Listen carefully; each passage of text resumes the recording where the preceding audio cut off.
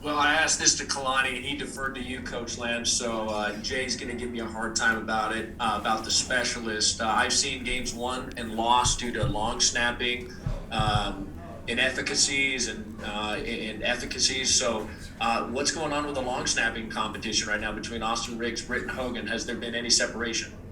Feel fortunate to have two that I think the whole team has a lot of trust in. Each of those guys has areas where they need to improve, and just without calling each one of them out for their individual areas, just as a group, I feel like our protection on the PAT field goal at times wasn't as good as it needed to be last year. Even though we never had an egregious snap that during the year that went over a holder or a punter's head, that's another area where we need to improve. We had a few PAT and field goal snaps where the holder had to turn the ball more than I'd like to get the laces away from the kicker's foot. And, we skipped a punt snap or two back, and we can always improve our coverage from that spot. So I think there's a lot of work to be done, but certainly glad to have both Britton and Austin. All right, Jay, go ahead. Hey, Ed, who would you say kind of won the day today? Was it the defense, the offense? Was it a draw? How would you sum it up?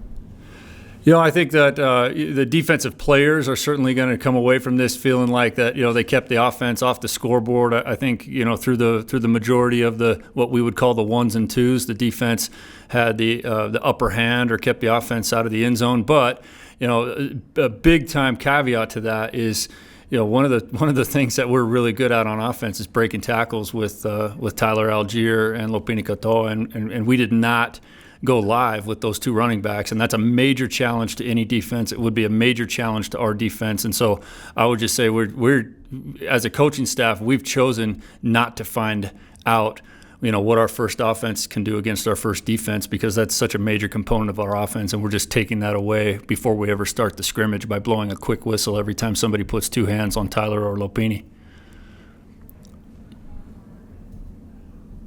All right, Greg, go ahead. Coach, even though it's only camp, how well do you think the notion of complementary football or collaborative football is filtering into the team from offense, defense, special teams kind of being unified? Yeah, great question. It's something that we really work hard at, and it's difficult to simulate complementary football in any type of practice situation unless we completely split up into two different teams. But we're having those conversations as much as possible on the headset, and that's typically going to be, and it's true here too, the head coach, the special teams coordinator, and the offensive coordinator. That's going to be the major components of complementary football, and determining the risk-reward analysis. We have an analytics partner, and there's a very thick book that we chart during the game. We also have one of our young assistant coaches that takes care of that book and has given us that analytical information. And of course, final decisions always come down to Kalani, but you guys have a sense for Kalani. He trusts guys to do the job as he's trained them to do.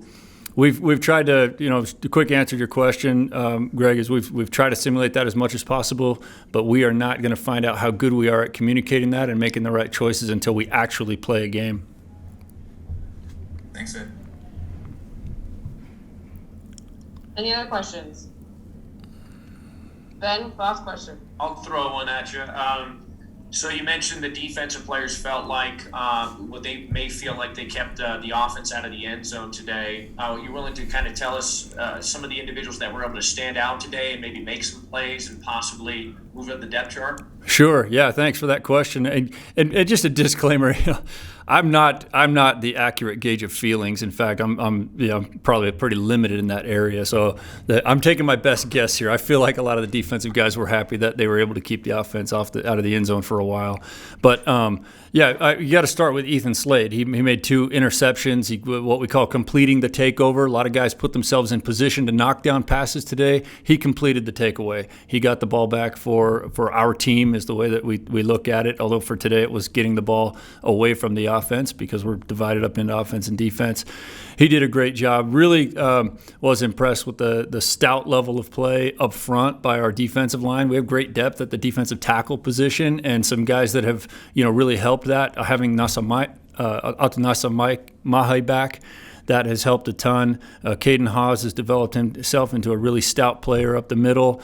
Joshua Singh is a great young freshman walk-on for us, and we're obviously not counting on freshman walk-on to come in and play the way that he's played. He's played himself right into the conversation for a rotation, in my opinion. You guys would have to ask Tuiaki more about that. To be clear, I'm the backup, right? E took off after the scrimmage. Nobody could find him, and so I'm here speaking for the defense and probably with one hand tied behind my back with that. But you should ask him. But those are some of the guys that I've been really impressed with. All right, I think we are done and good to go. Thanks, Coach Leo. Thank you.